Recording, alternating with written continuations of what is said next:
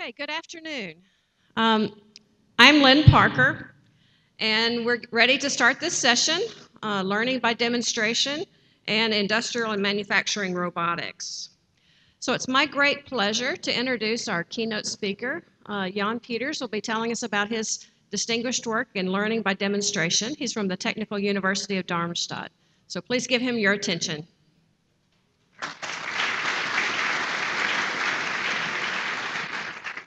For the kind introduction, then. I'm going to talk about machine learning of motor skills for robotics. And before I start, as I did my PhD about a few miles from Hollywood, let me show a couple of outtakes of the movies we all love so much. These are from the movie iRobot, and they really show our key challenges in robotics.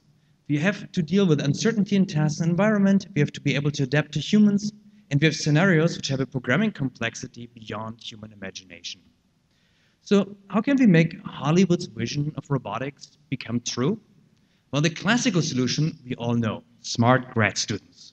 You give them pizza, you give them Coca-Cola, at the end of the semester, PhD, master's thesis, term, whatever, they usually come up with a very, very good solution.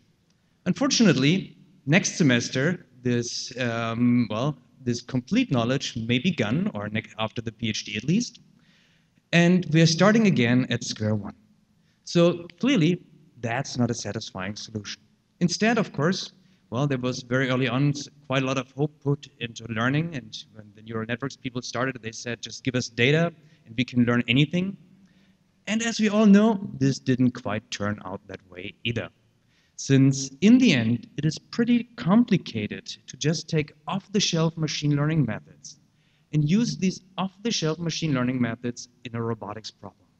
So what we really need to do, and I think this is the main purpose of this session also, is to come up with machine learning approaches that are useful in robotics and that bring in as much knowledge of robotics, prior knowledge of robotics, into this domain, and at the same time, scale to high-dimensional anthropomorphic robots. So for accomplishing this goal, I think we need to answer 3 questions. And the first is, how can we actually develop efficient motor learning methods? And what is special about the domain we're living in when we're talking about skill learning for robotics? Then, of how can we learn very basic, simple skills at roughly the speed comparable to a human being? And finally, on how can we use these simple skills in order to compose something more complex? For accomplishing this, for bringing you a bit closer to this goal, I will now give you a quick introduction.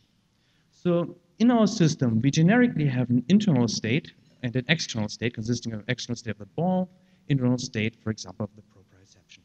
Our actions in robotics are usually, torques or accelerations, which is sent to our motor controller. What in learning we want to do is we usually want to learn a policy, meaning a mapping from state to action. And we have a teacher who in return will give us a reward. In addition to that, we have an environment which is usually modeled by a probability distribution, which brings us to the next state given the current state in action. Now, a classical question, of course, now is, should we learn a policy as a deterministic function? And we take this strong view of no for the very strong reasons of that we need stochasticity for exploration, for breaking the curse of dimensionality, and also because the optimal solution can be stochastic, just as much as most human demonstrations are stochastic. Henceforth, we need a stochastic policy, meaning a distribution over states given actions. And robot learning basically implies policy optimization. Obviously, we're not just interested in one state action pair, but in many of them, and this gives us trajectories which, using these model assumptions, we can form path distributions about and receive path rewards. So what is learning in this context? Well, learning is generically to improve yourself. What you see here is a game common in America among children, where the robot has to hit a ball. It's called T-ball, and this is a way of how you train for baseball. What you see here is roughly every 30th outtake where the robot is consistently improving and learning how to shoot further and further, where it gets a reward based on the distance it shoots and a punishment on the speed at the joint angle level. So what's learning here? Well, learning means to improve the expected scores of the teacher. Now let's focus first on learning methods. How can we accomplish efficient motor learning? Well, one straightforward method is, of course, that you try to reproduce simply what you have seen with your teacher. And in this case, if you take, what you would be doing is you would take the distribution of trajectories by the teacher, here symbolized by state action pairs using the samples, and you would try to match your trajectory distribution as closely as possible to this distribution, here shown by the Gaussian, where you have the actions here and the states here. And depending on which way around you take the KL, you either get behavioral cloning or inverse reinforcement learning, which are the two hot methods of imitation learning. What is nice for us is that we can accomplish this, of course, if you use a stochastic policy, only by adapting the policy parameters completely model-free if you have full state information, and for incomplete state information, well, you would need, of course, a model and do some kind of EM-like iterations. So from that perspective, with a stochastic policy, imitation learning is rather easy. But if you're moving now to the inevitable self-improvement, which you need afterwards, in this case, you have a cost function which has no longer a notion of data in there, but just this very, very general reward, which for imitation learning was just proximity to the trajectories. So how can we optimize such a general reward? Well, in classical reinforcement learning, people have been trying to do this either by taking heuristics derived from dynamic programming and made to work on the discrete state action space assumptions, and usually not working for continuous spaces as we are at. Or they pretended that their policy was very, very similar to the one they already had in the last step, in which case you could apply a policy gradient approach. One of these approaches diverges, the other one is very, very slow. Now, what we figured out at some point is that there, in the human decision literature, there is quite a different approach of how to do these things. And this very different approach basically says that what humans do in a stochastic scenario on self-improvement is that they don't just jump to the optimal solution or the solution they've seen, but they much rather do match the reward-weighted previous distribution. And now we found this actually before we found the quote even a little bit intuitive. So what this actually means is, can we create policies by matching reward-weighted previous policies? And intuitively, this just means assume you have now good actions, shown by the red pluses, and bad actions, shown by the blue minuses. Well, in this case, you would want to match the pluses in all the states where you have a plus. But, well, if you have a state like over there, this one minus, where you just have a bad action, then you would, of course, want to match this so that you don't do some crazy exploration. And it turns out that a lot of different frameworks, all shown down here, actually can be derived from this kind of an insight. The very first approach where we applied this was for foothold matching with this little dog, and this is, of course, an ancient video. You have seen probably way nicer little dog results since then, but what it learned back then quite nicely is how to learn foothold placement policies. Now we can formalize this, and the formalization is surprisingly exciting, because what you see here is that if you formalize this, you just take the reward-weighted previous distribution of the teachers or their own experimentation, and you match this by your new path distribution. And this automatically gives you an EM algorithm, which is guaranteed to converge to at least a locally optimum, which can do this in much larger steps than, for example, a gradient approach. And you obtain a lower bounds, just like in any EM algorithm. And if you choose the right kind of a policy, you actually can do very exciting stuff. So for example, when you choose a policy which is linear in the parameters and has some Gaussian noise, in this case, you get an update rule which just becomes reward-weighted regression. And this really opens a huge toolbox because we can now use the complete toolbox of machine learning, of regression, in order to learn policies. So for example, there will be later, I think, a 3-minute talk on a new Gaussian process regression regularized by L1. this could be used in this context if it gets an additional cost regularization. Now, I hope by this I have persuaded you that we can learn that we have some motor learning methods which nicely scale and which don't even need perfect model knowledge. Now, how can we apply this for learning basic skills similar to humans? Well, for that, of course, we need more knowledge, and we usually decompose our problem in this form, where we have context triggering many different primitives which are being executed on the system. Now, we'll first focus on just learning single elementary behaviors, and these single elementary behaviors, well, these can be represented by a motor primitive. Now, I don't want to go through these equations, but we represent motor primitives by dynamic systems, and these dynamic systems have both policy parameters, which allow us to learn shape of movement, and task parameters, which allow us to reuse a movement in a different scenario. Now, if you use these, you can actually learn quite efficiently by imitation, simply by taking the teacher's actions and matching the teacher's distribution over trajectories by your own. What you see here is a ball on a string, just like in the introductory example, and that's why it's also so fast. And subsequently, you see how the robot reproduces this scenario.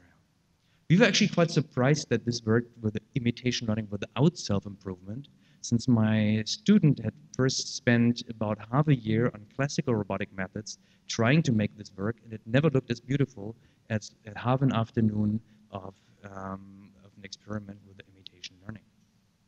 But obviously, imitation learning alone is not enough. You need to do this reward-weighted self-imitation, which you see symbolized down there, up on the original teacher's imitation.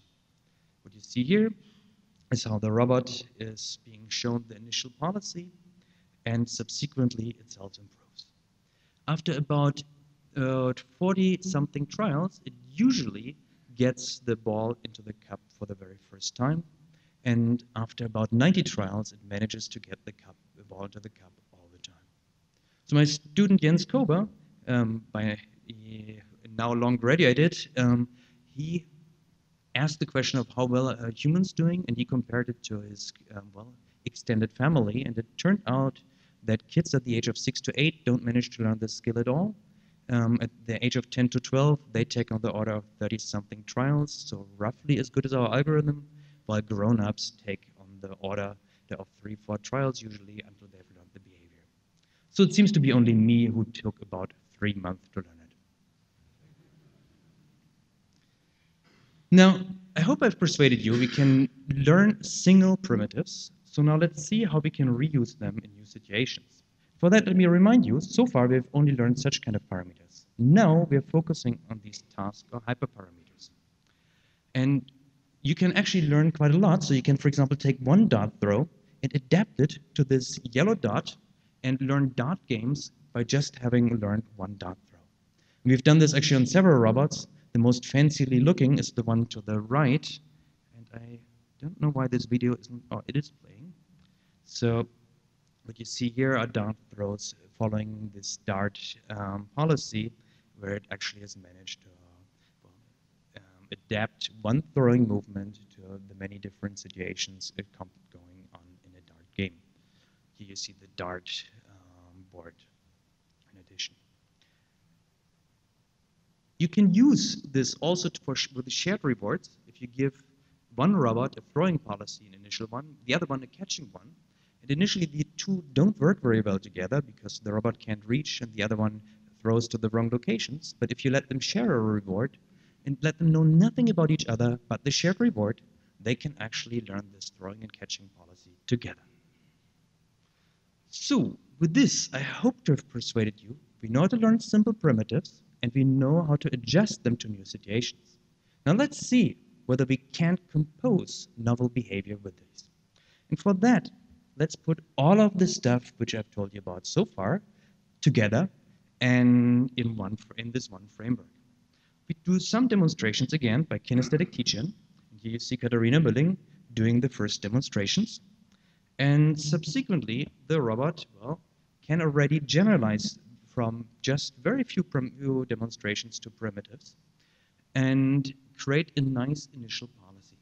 Now, why 25? Well, we started actually with several hundreds and had the robot prune it down by trial and error, and we found that 25 primitives were actually a very good number, since 20 was usually the optimal number. It would prune down on the very end.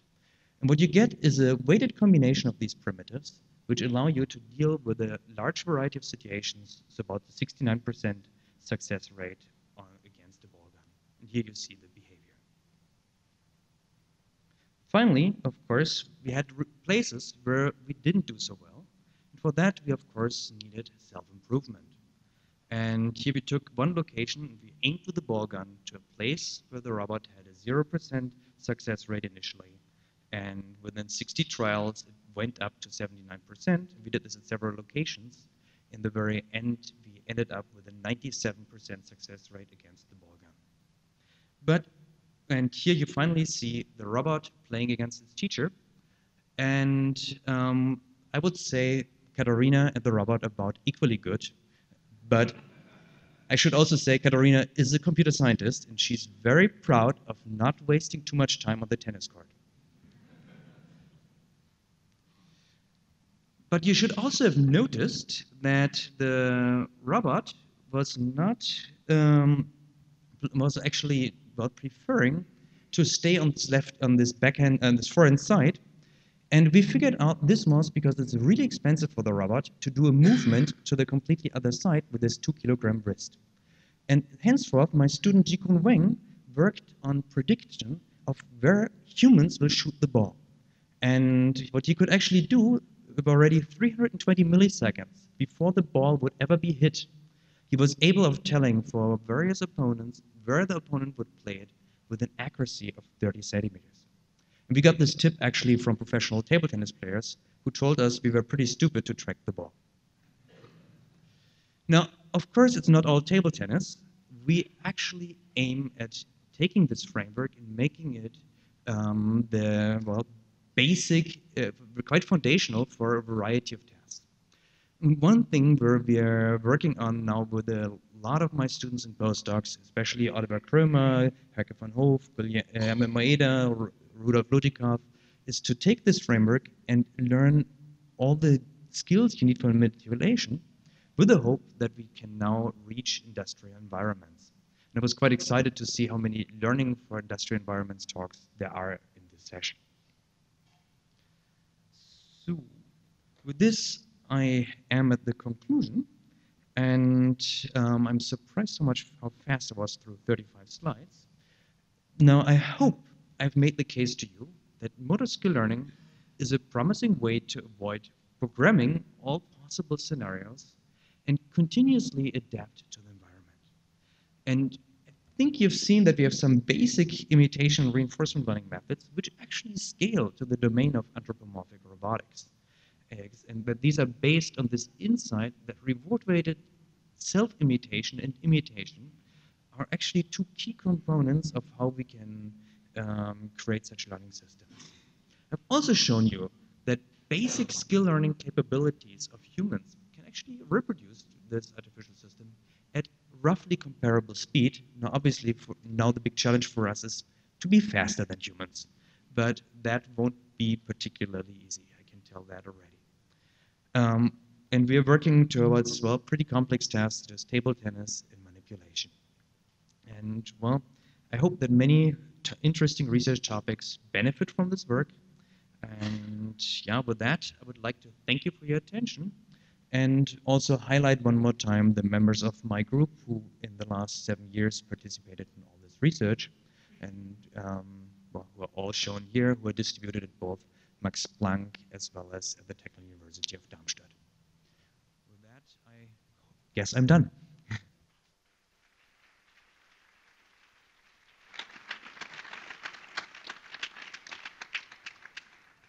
Hello, my name is Sunu Kim from Seoul National University in Korea. Today I'm going to talk about a robust auto-regulatory Gaussian process motion model for safe autonomous navigation. This is joint work with Seongjun Choi and Song-Hae Oh. There comes a day in everyone's life when he or she is doing the same thing. I mean, if I cook food every day, I would die of boredom for sure.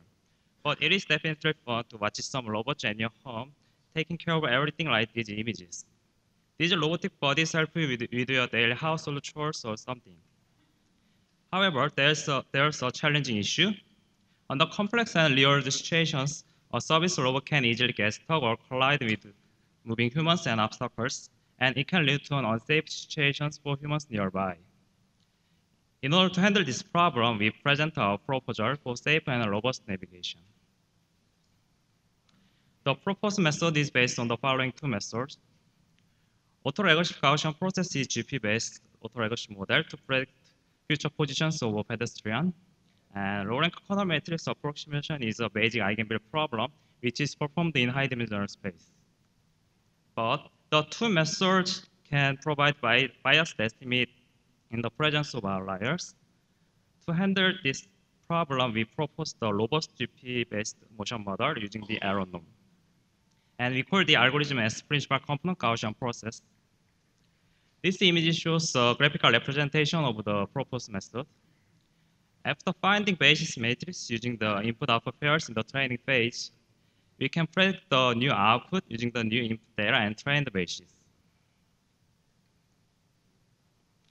For actual experiments, we collected trajectories of pedestrians using a Pioneer 3DX mobile robot and a Microsoft Kinect camera, which is mounted on top of the robot.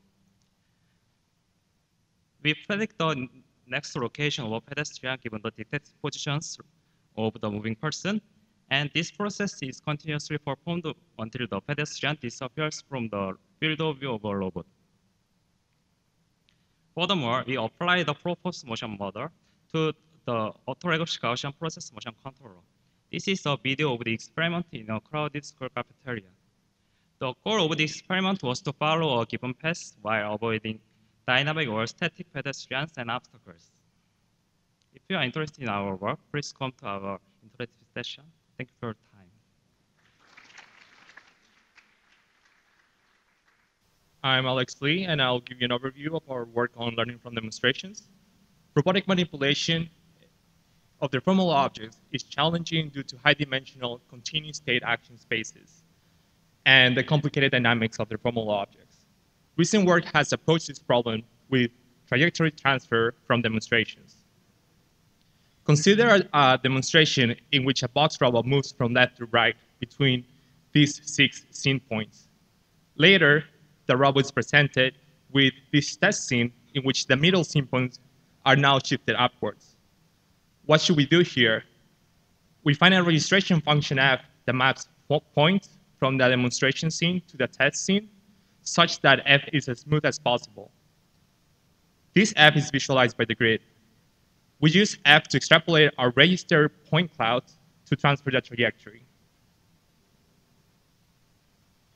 But what if the transfer trajectory is invisible due to an obstacle or kinematic constraints? In that case, we use trajectory optimization to find a nearby collision-free trajectory.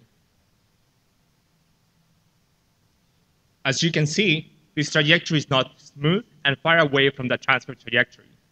But we can do better. We view trajectory transfer as an optimization of registration functions and trajectories at the same time. Unifying scene registration and trajectory optimization allow us to find a smooth registration function where the transfer trajectory is visible. We evaluate performance on a not-timed task. We increase task difficulty by introducing more restrictive kinematic constraints, such as reducing the range of the robot's degrees of freedom by some factors. As we can see, the robot's success rate was higher under unified registration and trajectory optimization. This is an intermediate sample execution of our evaluation. The red points are the point cloud of the demonstration scene, and the red trace is the trajectory of the demonstration. The green grid visualizes the registration functions from the demonstration to the current scene. Then, trajectory optimization is used to find a feasible trajectory, but notice that the gripper cannot match the transfer trajectory under the current registration because it's too far to the left. Then, the unified optimization is used, and the blue grid visualizes a new registration function. The new transfer trajectory is smooth and feasible, and it is executed. These optimizations are repeated, and the resulting trajectories are executed. As we can see, the robot succeeds at this not timed task. Thank you.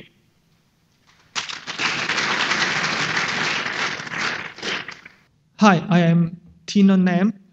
I'm going to present the work Robots Learn Chinese Calligraphy from demonstration on behalf of the authors from the Chinese University of Hong Kong. Here shows a video about a robot writing a Chinese calligraphy, and it's a 6 degree of freedom robot, and we touch the robot hand by hand. There's holding the end effector of the robot and write a calligraphy, and then it just record the joint orientation and just repeat it. By using this method, the robot can only write a character which have been touched before. And then we want the robot that can able to write a new character by seeing a new image. So our approach is first extract the stroke and then teach the robot how to write a stroke independently. Previously, we have already have some work on the stroke extraction, and we are mainly focused on teaching the stroke in this paper. Here, we propose several parameters to describe the strokes, such as the polar coordination of each point in the skeleton here, and then we also propose the width of the stroke.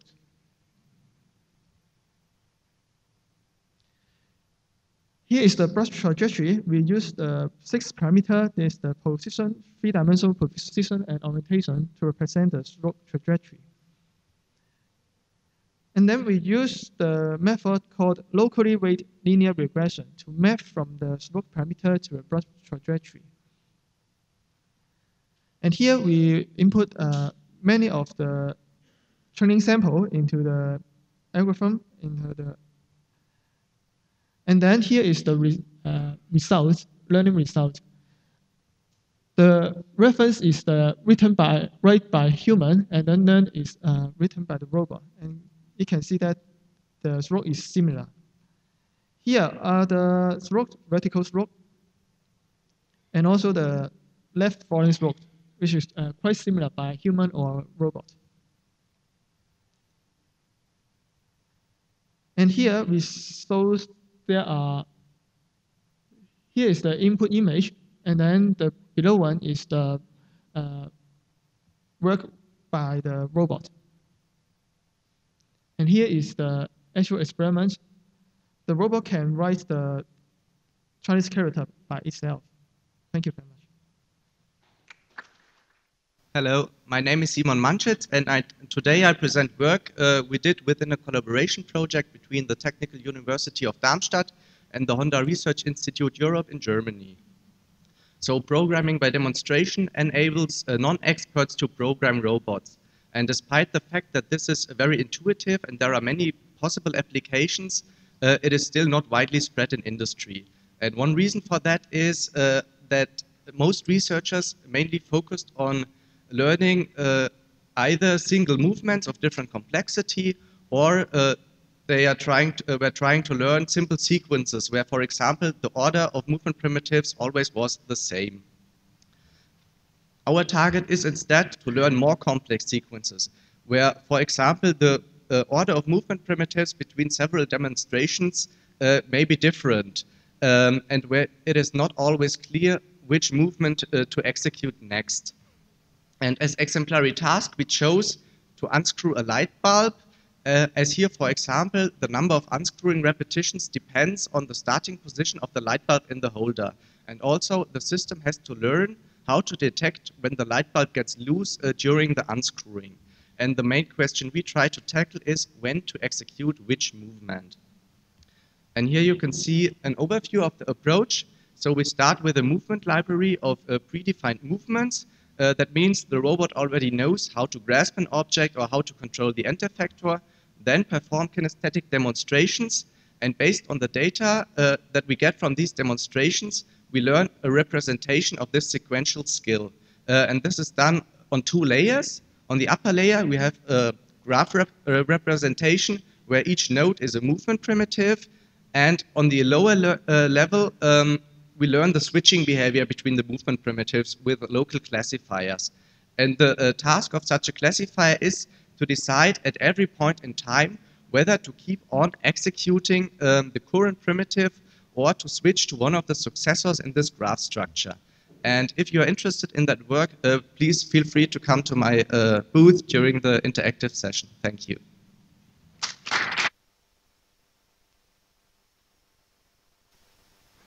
Welcome everyone. My name is Dominik Belter. The co-authors of the paper are Marek Kopicki, Sebastian Zurek, and Jeremy Wyatt. The paper is about kinematically optimized prediction of object motions. Imagine that we want to grasp this object. We plan the trajectory, we plan the grasp, then we want to lift the object. The question is, what is the trajectory of the object and what is the final state? With our method, we can predict the trajectory and also the final state of the object. This is the result from our system. So in our approach, we want to learn the forward model of the object. We don't want to identify the parameters, physical parameters of this object, like center of the mass or friction coefficients. We simply learn the abstract model of this object. So we are able to predict the future trajectory of this object, and we can use this model during motion planning to avoid some risky situations, or also to select stable grasp. To learn this forward model, we use kernel density estimation, and we learn two separate models. One model is for free motion, and the second one is the model when the robot collides with the object. But the problem with learning methods is that we use some data from tracker. These data are noisy. Sometimes the finger of the robot penetrates the object. Also, our system learns similar approach. It's not a problem when we predict the next state, but when we predict the whole trajectory, the error accumulates, and sometimes the finger goes through the object. So we propose the kinematic optimization just to improve this situation. So this is the whole architecture of our system. We use KD method to predict the next state of the object. Then we tune the position using our kinematic optimization method. This is how it looks like without this system, and this is how it looks like when we apply our kinematic-based optimization. Thank you very much.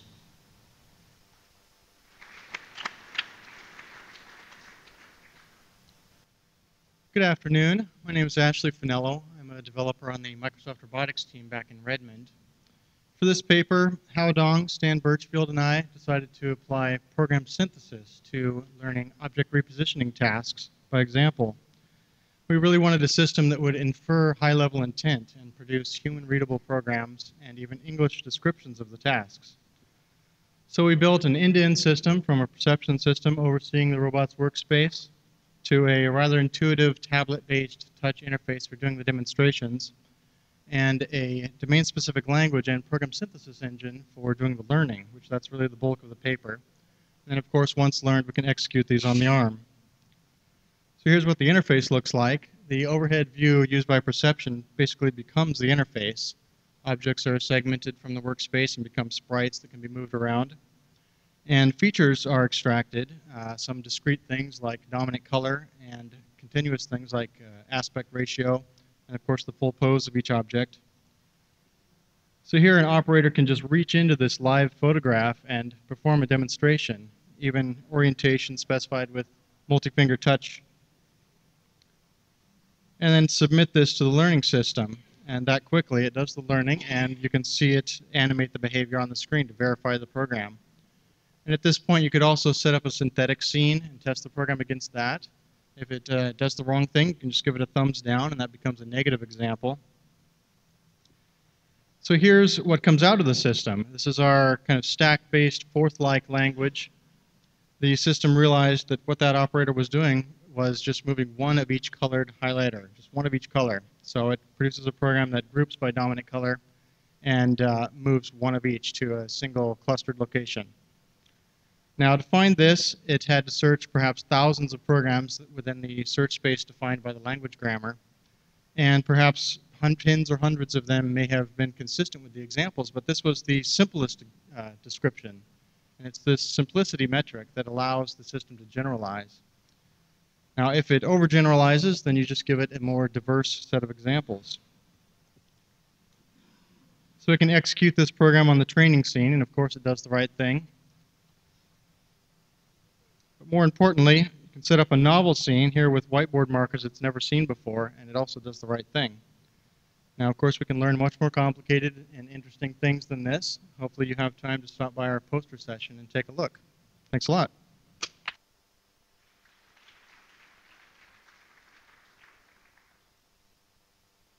Hi, I'm Benjamin Reiner from the University of Applied Sciences Ravensburg-Weingarten, and I'm going to talk to you about our new learning from demonstration method, which is computationally fast and easier to understand than other LFD methods.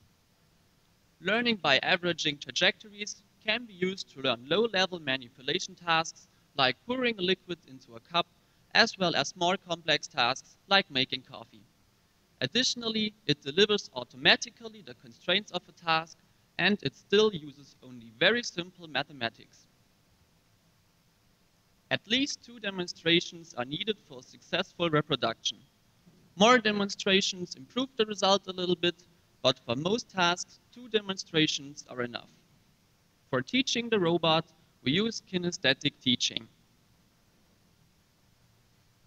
LAT requires over time dense data points because it simply averages all demonstration positions for a time step. Doing this for each time step, you get the resulting trajectory as the average of all demonstrations. More complicated methods like Gaussian mixture models or Gaussian process regression do work with very sparse training samples. But with kinesthetic teaching, you get very dense data, so there's no need for such a requirement. The real-world object positions are the input for the reproduction phase. With these positions, the constraints are moved to fit the current scene. Then, the final trajectory fulfills all extracted constraints. Our experiments showed that LAT works very well. Our robot mastered to successfully reproduce a task 50 times in a row with random object positions. Also, it showed its accuracy by stacking objects very precisely. As you can see, LAT is very easy. It uses very simple mathematics like calculating the mean and the standard deviation and multiplication of normal distributions. That's all. But it's not only simple. It is also very fast. It has a linear computational complexity in relation to the number of training samples. I look forward to discuss this paper with you in the upcoming interactive session. Thank you very much.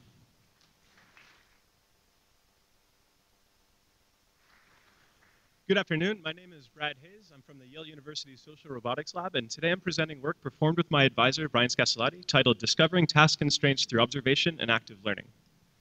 So for many tasks, having a single optimal policy can be sufficient to get the job done, but collaborative applications demand that one be able to adapt to other agents' potentially unknown plans and actions, and our paper is about acquiring this kind of flexibility. So ideally, we'd like to be able to show the robot what we want done, throw our motor primitives and some desired goal description into our favorite planner, and get back the right plan for the solution. But in reality, this is quite difficult. Skills that are especially kinesthetically obtained or obtained through demonstration don't give us these planning operator symbols by default. And without them, you're pretty much left with inner skill order constraints and hopefully some kind of failure or success signal. And depending on the task, this poses a really challenging problem to an instructor. Especially without symbols to help autonomously fill in the understanding of the task, instructors need feedback to overcome their habits or their personal preferences to provide more informative examples. Stated differently, instructors have some limited base set of policies, and asking them to deviate from them introduces unwelcome cognitive load. Further, he or she may not understand the extrapolation or inference capabilities of the robot that they're dealing with. And so to maximize this training efficiency, the burden shifts to making good robot learners. This means maximizing the utility of the instructor's time by occasionally driving the interaction via questions that lead to better demonstrations. And so in the absence of any necessarily useful symbolic representation, we look at the graphical properties of the task network being learned, treating this as a graph exploration problem. We seek to discover new paths through the state space to give our agent more execution flexibility to cope with resource constraints or unforeseen environmental changes. We developed two query generation strategies that leverage distance and connectivity features exposed by applying a novel graph transform to the task network, and then we tested them in a human subject study. We evaluated the effectiveness of our query generation strategies on 3 representative types of task structures, asking participants to teach the robot how to construct several blocks tasks several times. Our experimental results showed that our query strategy significantly outperformed the baseline strategy, resulting in better demonstrations even in small domains. But perhaps more interestingly, our presented work performs even better across sets of independent instructors. This suggests that our graph exploration method exploits individual preferences in different ways, making the combined data more valuable than even a single instructor providing the same quantity of demonstrations. We also ran simulations for agents on a larger corpus of food preparation tasks, achieving results very similar to our live experiment for a considerably larger domain. Thank you for your attention, and I look forward to providing more technical details during the interactive session. Hi, I'm Song Hyuk from Technical University Munich. I'm a postdoc working with Professor Dong-Il Lee in TUM. Today, I'm going to talk to you about the work I've done in KAIST with Professor Dong-Soo Kwon, which is identifying individual objects from RGBD camera in an unsupervised manner. How can a human learn to perform a multiple object manipulation task? As you see in the movie, my 18-month-old baby is willing to observe my demonstrations playing a shape sorter. Later on, she can play the game by herself. She succeeded in 3 trials. What would happen inside the learning process of the baby? First, she visually perceives and understands my demonstrations and builds a semantic knowledge of the task and makes a plan of actions to execute the task. Among them, visual perception is the first important step to build histories of multiple objects. However, for the robot, there are many problems originated from dynamic movements of multiple objects. These movies show the 4 possible cases which cause drop in the robustness of object segmentation and tracking performance.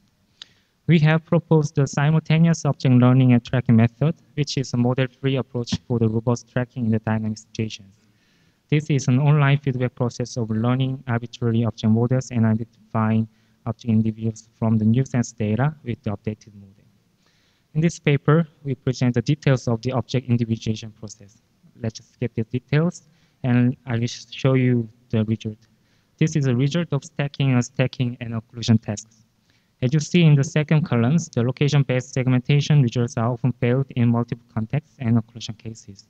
But the proposed method can robustly identify each object individuals, as you see in the third columns. I'd love to talk more in the interactive session, and thank you for your time.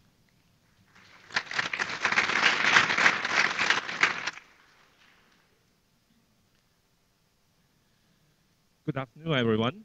My name is Yu Sun. I'm from the University of South Florida. The title of the presentation is Grasp Planning based on strategy extracted from demonstration. The motivation of this work is to generate a good grasp that can enable robot to perform a task and also maintain grasp during the task. We take one particular direction, which is to learn grasp from human demonstration, and after that we map the learning result to robotic hands. As everybody knows, we have a quite challenging problem in the past, which is the robotic hands don't necessarily have the same mechanical structures as human hands. And so it is quite difficult to transfer learning results to robotic hands. So our solution is to extract the general strategies that is independent of the mechanical structure. And the particular strategies we investigating here is grasp types, and also we want to look into the thumb placement. And in this paper, we emphasize on thumb placement. The reason for that is robotic hands, as human hands, all have opposable thumbs. And those thumb placements usually indicate the task intentions and the object functionalities, and also indicating suitable grasp regions. And with some constraints, the search space actually is reduced so that when we search for other finger placements, we actually have a smaller place to search. So here's we use a Barry hand as an example to show you how the space is reduced. So for Barry hand has 6-degree freedom for the wrist, 4-degree freedom for the fingers. And if we constrain the thumb placement, we can actually reduce the 10-degree freedom down to 3. If you want to know more in the details of how we do that, please come to the interactive session. And so here just showing some examples. And we have different ways of grasping cup, and the thumb is basically giving you a good indication of what kind of task you are actually going to perform with the robot. So here's we're showing some results, and we perform this on 6 daily living objects. And about the red line, we're showing the grasp result with regular grasp algorithm, which just emphasize on the force closure.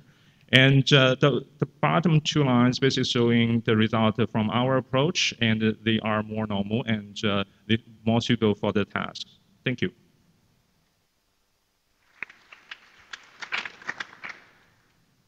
Hello, my name is Ulrich Schneider from Fraunhofer IPA in Germany, and I will present my work on stiffness modeling of industrial robots for deformation compensation in machining. So what is the targeted application? We can see here an industrial robot in machining holding the workpiece, but due to process forces, the robot is deviated and the accuracy achieved on the workpiece is limited. So what we are doing, we are measuring the wrench, computing the deflection by means of a stiffness model, superimposing the compensation and therefore increasing the accuracy. But the key here is the stiffness model. Traditionally, in literature, usually industrial robots compliance is modeled with a rotational compliance in each joint around the rotation axis. But what we do is that we model 6 degrees of freedom in each joint. That means 3 rotational compliances and 3 translational compliances, and use nonlinear functions to describe these degrees of freedom. The question is here, how do we achieve all the data we need to describe such an advanced model? We see here our setup with a force torque sensor, measuring the wrench on the TCP of the robot, and we can then generate wrenches on the joints.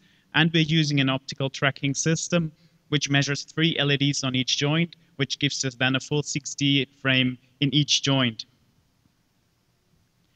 If we merge this in diagrams, we can see here an example for the joint 4. On the left side, you can see the compliances, rotational compliances, and on the right side, the translational compliances. And we can use this data then to derive analytic functions, which describes the stiffness and the compliance of the robot. Here you can see the validation in machining. We chose a circle because it's easy to validate, measured it on a coordinate measurement machine. And here you can see the result. The green line is the compensated machining, whereas the red line is the non-compensated machining. So you can see that the accuracy is improving. So as a conclusion, we are able to describe the compliance of a robot now more precisely because we are using more degrees of freedom and we are using non-linear functions. And we showed that in validation and machining that we have a considerable improvement. If we are able to increase the measurement noise, especially if the force torque sensor further, we will be able to identify also the backlash more precisely in the axis, and which will enable then also compensation of the backlash. Thank you very much for your attention, and I'll be happy to discuss this topic further in the interactive session.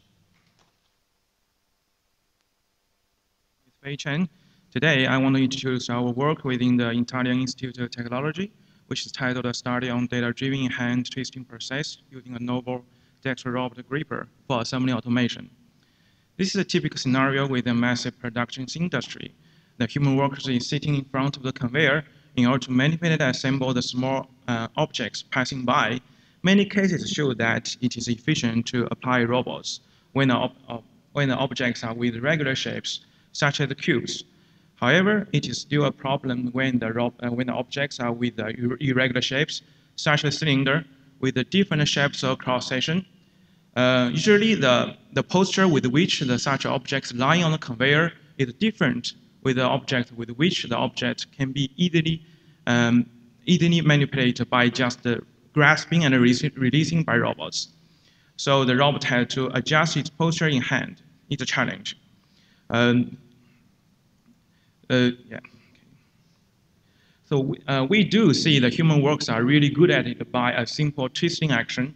So this is the inspirational work. We take close observation to the twisting process by human hand. Although there are lots of well-designed DEX robot hands available in market, it's a problem when the design becomes complicated problem to reach the industrial level performance, which requires high speed and accurate manipulation. So the idea is to bring some simple mechanism design at the same time maintain its anthropomorphic features. We designed the gripper following simple ideas. We use this simple mechanism to imitate basic mechanism function in the human hand. We extend the ideas using forward links. Finally, we come out the gripper like this. In addition, we put two sliding parts to the finger pad for better control. In such a way, the gripper is able to manipulate twisting the objects in hand by controlling two joints of the mechanism and the positions two sliding parts. This example shows a force measurement during the process of the gripper is twisting the handle of the razor. So finally, we bring together some of the results of this work. We studied the force requirements for successful twisting. We studied failure cases in both experiment and simulations. Finally, we come out a parameter and distribution map in order to apply the data-driven method. You're welcome to my post for more details. Thank you.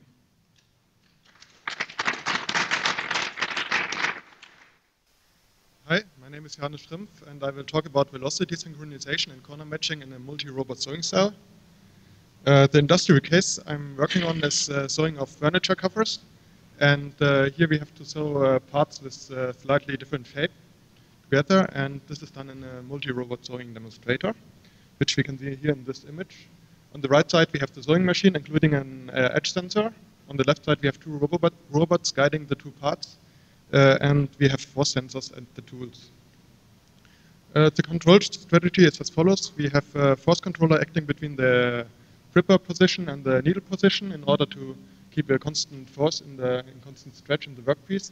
And we use an edge controller which rotates the part around the needle to place the seam in the right position. Additionally, we have a distance controller which replaces one of the force controllers in order to achieve corner matching.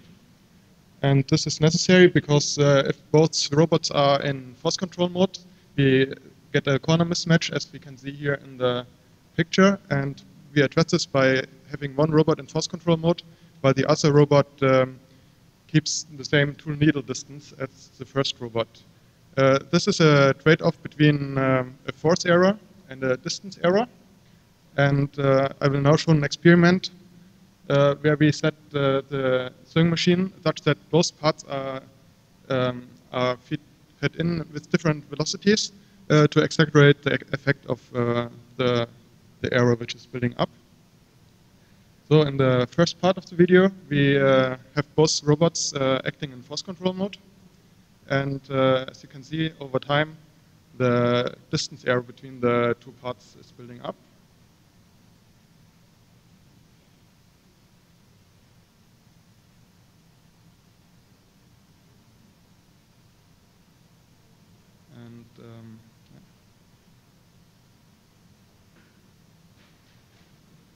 And the second part here, while the one robot is in force control mode, the other robot keeps the same distance, which leads to a nicely matched corner.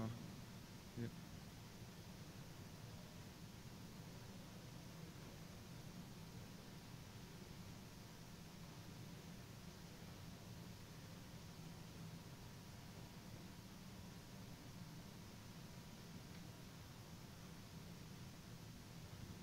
Yeah, thank you for your attention, and please visit me at the interactive session.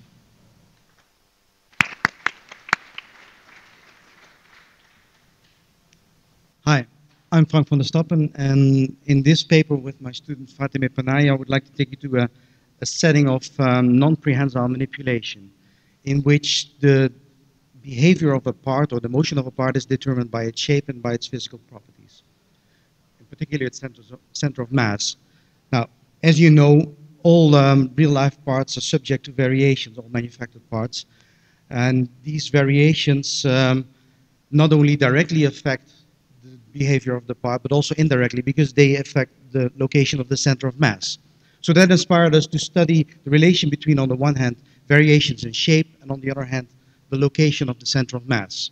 And we do so by considering a very general model for shape variations, which only requires that every valid shape contains an internal shape pi or a minimal shape pi, and is itself contained in the maximal shape pe or external shape. And what we're interested in here is that we want to find the set of all possible locations of centers of mass for this family of parts. And among the results that we have is that we can, for any given direction, characterize what the part is that achieves the largest possible displacement of the center of mass in that direction. And we can even compute that in n log n time. And by reapplying that idea in k different directions, what we can even achieve is that we can compute an outer approximation, a k-facet outer approximation or k-edge outer approximation of the set of the centers of mass in kn log n time. And if you look at the picture there, you might get the impression that the area or the set of possible centers of mass is relatively small and roughly comparable in size to the variation, the magnitude of the variation between the inner and outer part. But that is not true in general, as a long thin part would, for example, show. What we can prove, however, is that we can establish a relation between, on the one hand, the shape of the internal shape pi and the set of the possible set of centers of mass. And we do so by borrowing a very successful notion from computational geometry referred to as fatness, which expresses how fat or compact or round an object is by means of a parameter beta, and then we can show that if the inner object pi is convex, it is beta fat, which is a value between 0 and 1, and the distance between the inner and outer shape is not more than a distance epsilon, then the diameter of the set of possible centers of mass is proportional to epsilon, the distance between inner and outer shape, and inversely proportional to the fatness beta. If you want to know more about shape variations and fatness, come visit me at booth number 15. Thank you.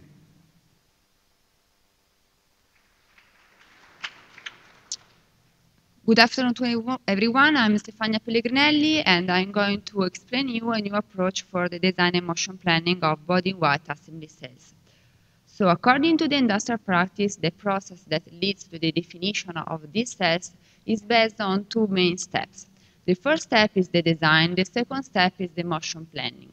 The goal of the design is actually to select the resources in the cell, as for example, the robots or the welding guns. The aim of the motion planning is to define the trajectories and then to coordinate them in order to avoid collisions among the robots and among the obstacles and the robots. According to the industrial practice, the motion planning is generally performed through some commercial software. Generally, these two steps are executed by different functional units, different operators with different skills. So actually, we have several iterations before being able to obtain a final and feasible solution. So the idea actually is to, first of all, to formalize the design, the motion planning problems, and then to provide a new approach for the simultaneous resolution of these two problems. Actually, the approach is based on 5 different steps, starting from the selection of the resources from a database, some resources concerning, for example, the robots, the welding guns, or the welding points, and coming at the end with a final simulation in which we can see the design and also the motion planning. So the first step of the methodology is the single robot motion planning. So actually, we want to find out a feasible trajectory for each robot and each welding gun for each couple of welding points into the cell. And we employ an approach that is called probabilistic roadmaps. The second step is multi-robot cell design. So taking into account the results of the first step, we want to provide the design, so to select all the necessary resources in terms of robots and welding guns. The last step of the methodology concerns the motion planning. So we have 3 sub-steps. The first sub-steps allows us to select, to allocate the welding points to the robots, and to select the trajectories, starting taking into account all the trajectories generated during the first step. Of course, we have to check for collision among trajectory, and finally, we can coordinate all the trajectory in order to obtain a final solution. Thank you.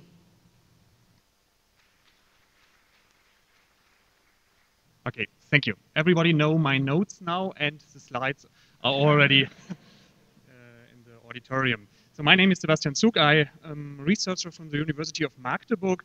It's an honor for me to present today the work of some colleagues from me, Sergei Alatasarev and Frank Ortmeier.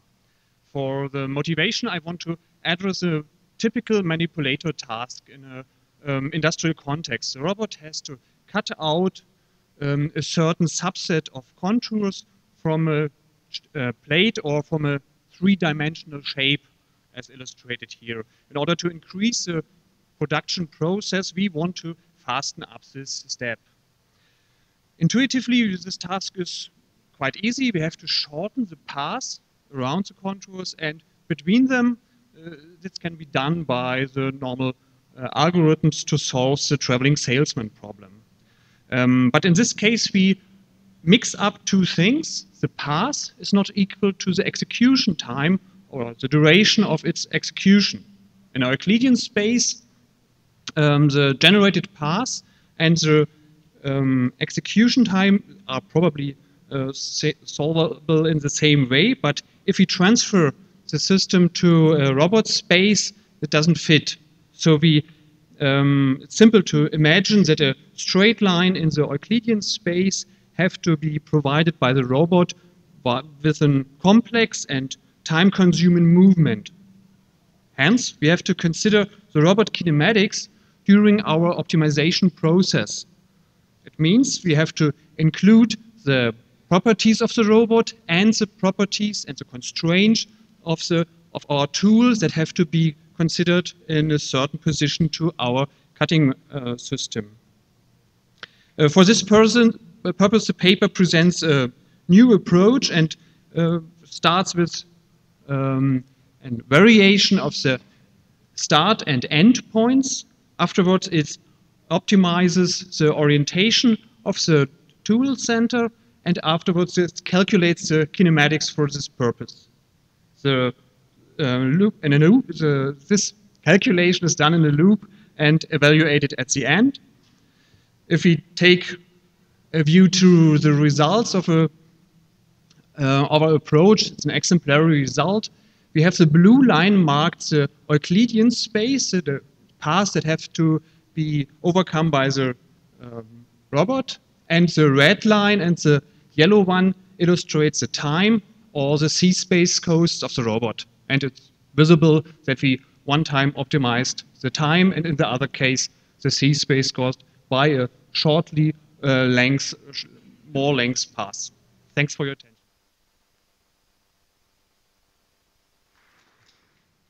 Hello, good afternoon. I am Arun Uday from IIT Delhi, India. I'll be presenting my paper on parallel active passive force control of industrial robot using joint compliance. Basically, the controller here is a part which is already proposed by Sutters, that is external force control loop, which works along with the intrinsic position controller, which is there in any industrial robot. Apart from that, we also have a compensator, which is taking care of steady state error if it comes due to any only proportional controller if it is used. So two basic contributions are here. That is, we have identified the existing robot model which is there with any industrial robot, and parallelly we do after identification we do know the gravity model of the robot so that we know how much torque is going to come, and accordingly we can limit the currents so as to obtain the current limits and make it joint compliance. So part identification we did using simple sinusoidal motion of the links and recording the torque and knowing the mass moments, and again actuator parameters were identified, that is due to any hysteresis motion on the actuator which is happening, and we identified the models of the robot, and this was the experimental setup initially.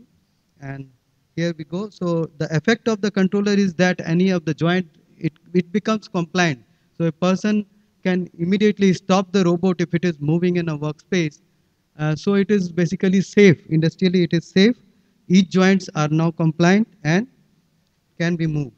A moving robot can be stopped. A stopped robot can be moved that way. So, parallelly, we also have an active end effector force torque sensor with which we can do active force control that normally we do it. And again, it is industrially safe because nowadays we also have collaborative robots working together in the industrial environment. So we did some collision tests, and here is the result. And see, nothing happens as such.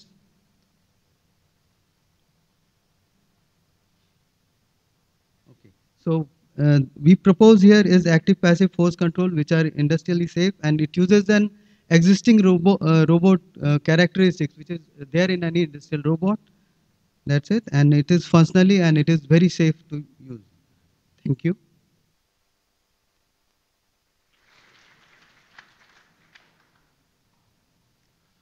Hi, my name is Hee-chan Song, a PhD student in Korea University. Today's talk is about robotic assembly strategy for complex shape parts. There are already many solutions for the force control-based simple Paganel problems, and our laboratory already done these works. But there are many different shape of parts out there, so we are going to focus on how to handle the part with complex geometry in this paper. One of the major problems we are going to solve in this topic is how to select the appropriate assembly direction to guarantee the success of assembly task. Unlike simple shaped part, it is very important step during the assembly task. So we proposed the method of selecting assembly direction,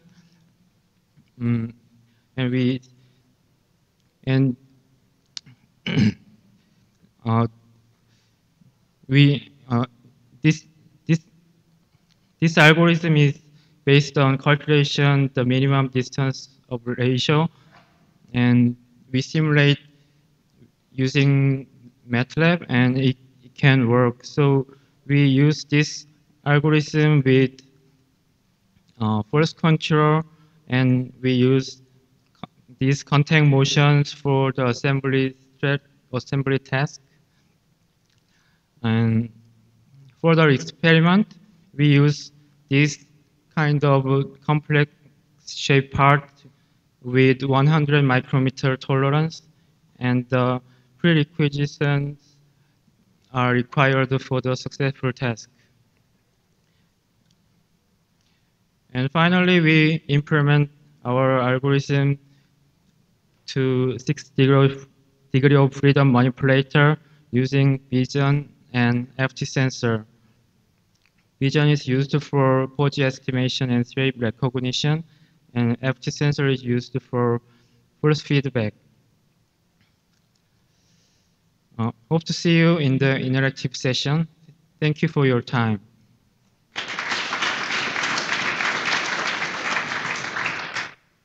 Hi, my name is Mikkel. I'm from the RVMI lab at Aalborg University in Copenhagen, Denmark. I'll talk to you about our approach for intuitive skill level programming of industrial robots. So a big problem in flexible manufacturing right now and flexible robotics is that there's a lot of tasks that are very hard to automate and are usually carried out by human workers. So the programming of these tasks should be intuitive also for the factory workers, and that means no coding, and they should only relate to basic actions such as pick up a part or drive to a certain location. And this is what we call robot skills. So I'm not going to talk a lot about the internals of our skill model because it seems like everyone has their own. I will talk about how we found these skills. So what we did, we analyzed 500 of these standard operating procedures, which are essentially manuals for the factory worker how to carry out certain tasks. Turns out they break down into only 13 distinct skills. So if we can give the robot these 13 skills, we can solve a lot of the tasks that are carried out by human workers right now. It also means the skills have to be high level. An added benefit is that the skills are very easy to understand for the factory workers because this is the way they usually explain a task. So our approach is a two-step process. So first, the factory worker selects the sequence of skills. So they create the outline of the task. The second is the teaching step, where they supply the exact parameter for each of the skills. The skill sequencing, we just use a GUI on a touchpad device that the factory worker carries around.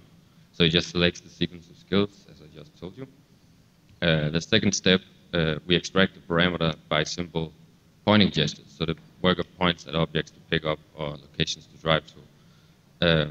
Since we do the sequencing of the skills explicitly, and we know which type of parameter the skill expects, this is not super advanced, and it's pretty robust. And we don't have to do full action recognition. So beside the pointing gesture, the factory worker has 4 additional skills for having the robot follow him around the factory and other stuff. So we have validated this in an industrial environment with 17 very different people, and they had to program a task of exchanging an object at a location with a different object at a different location. So they were only given a 10-minute introduction, and it turns out that they all thought it was really intuitive, and they greatly improved the teaching in only 3 attempts. So this task was programmed in as little as 100 seconds, actually by a 44-year-old female secretary. So I think that's a pretty good result. So more details, I'll see you after the coffee break in Salon 9.